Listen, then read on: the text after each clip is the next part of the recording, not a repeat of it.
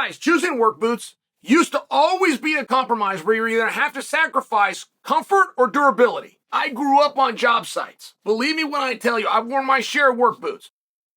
Brunt has finally changed this predicament. They've designed a boot as comfortable as your favorite sneaker for any job site. Trainer Eric Gerwad grew up blue collar, and he started Brunt after his friends in the trades encouraged him to build a workwear brand that was made for them. And how cool is this? All Brunt products are named after guys Eric grew up with. Whether you need waterproof, safety toe, or soft toe, you want to pull them on or lace them up, they got you covered. Brunt is so confident in these products, they'll let you try it on the job, risk-free. For a limited time, my listeners can get $10 off at Brunt at checkout by using code Chael. Just head to bruntworkwear.com/Chael. Use the code Chael, you're all set. Brunt also offers a full range of high-performance gear built for tough jobs. Whether it's heavy-duty work pants or weather-resistant jackets, Brunt designs reliable, durable workwear to keep you protected. Right now, my listeners get a save $10 off at Brunt simply by using code Chael at checkout. Just head to bruntworkwear.com/Chael. Use the code Chael at checkout, or just click on the link below. And if they ask,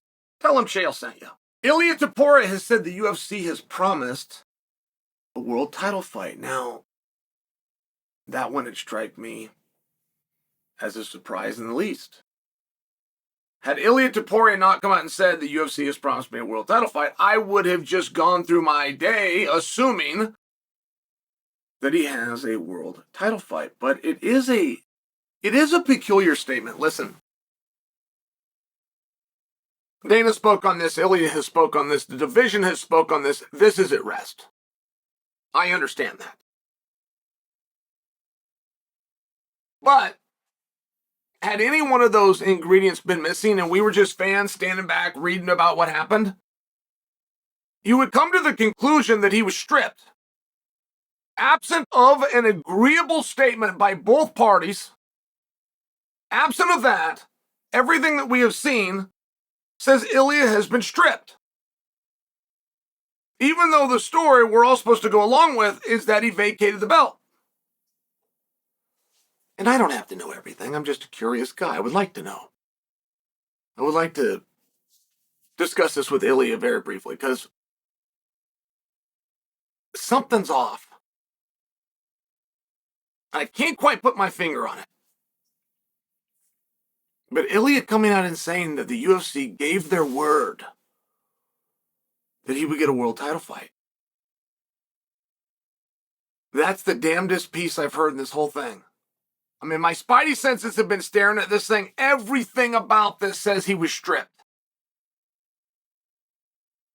Except him and the promoter. They say he vacated. See, he vacated. By the way, I'm not re-looking at that. He vacated. But there's still something off. And this is the most peculiar piece. The UFC gave their word that he would fight for a championship. How? How did that conversation go? There must have been a part of Ilia. The UFC does not like when someone walks away from the belt. That's just the way it is. But there's a long history there that dates all the way back to a courtroom in BJ Penn of roughly the year 2003 to 2007. This is off the top of my head, but I'm sharing with you. They don't like that. So,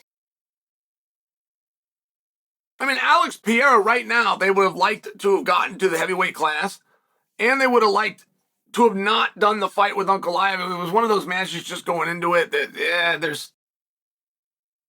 Get your biggest star against your not biggest star. We don't want him to switch chairs. At least there's a feel of that, right? Can we agree? And even with him, it wasn't even a conversation. Yes, he's going to go in there. Yes, he's going to fight him. No, he is not cleaned out of division. No, he is not going to just get up and change weight classes. So, being aware of all of these things, what do you think it was like when Ilia Topuria said that I'm leaving? Now, he telegraphed this for a while. He told us for a while. He's been up Islam's ass for a while. He has not touched his own division. He has not spoke about Diego Lopez.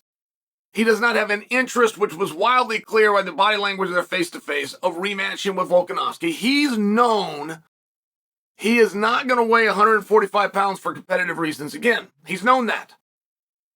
So at some point, there's the big conversation with the UFC. So you call him up and you say, I'm not going to weigh 145 pounds again. I can beat all these opponents, but I'm done even trying to beat the scale. Nothing wrong here.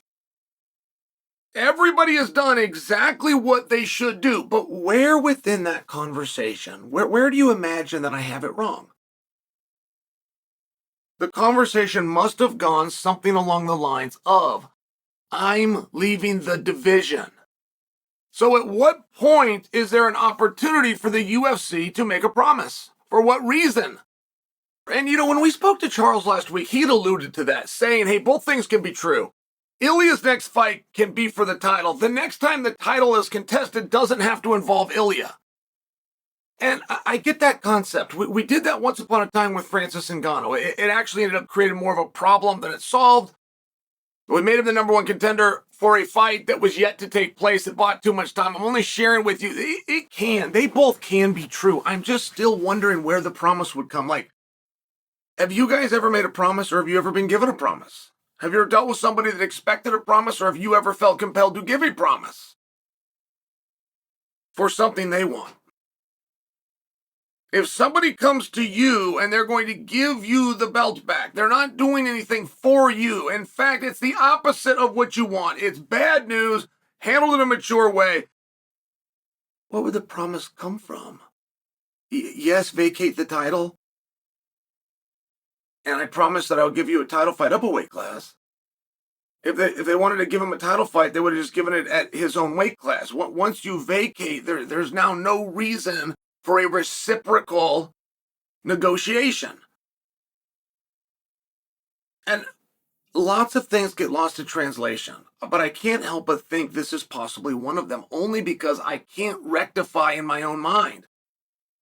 And I'm bound by nothing but the confines of my own creativity. I'm a creative enough guy. I cannot think of how a conversation would go where you call up to give bad news the other person doesn't want, and you come out of it with something you do want. I just can't imagine where in that conversation the appropriate break would come to insert, oh, and by the way, we're not going to slow you down or change anything at all. We're going to get you right back on track. You're going to a main event. You're going to a world title fight. How do I reply with that when you're giving me information I did not want? I didn't want this conversation to take place. I had plans for you versus Volk. I had plans for Lopez. I'm working on things for Islam. Like, this domino falls and knocks the whole house down. And I'm just curious. By the way, I don't challenge Ilia Topuria. I believe that he believes that it happened. And even further, it probably did happen. But where? Where and how? If you're promising somebody a world title fight, everybody gets 3 fights a year. Of the 700 and roughly 60 athletes under contract, 5 of them keep the lights on. The rest are interchangeable mediocrities.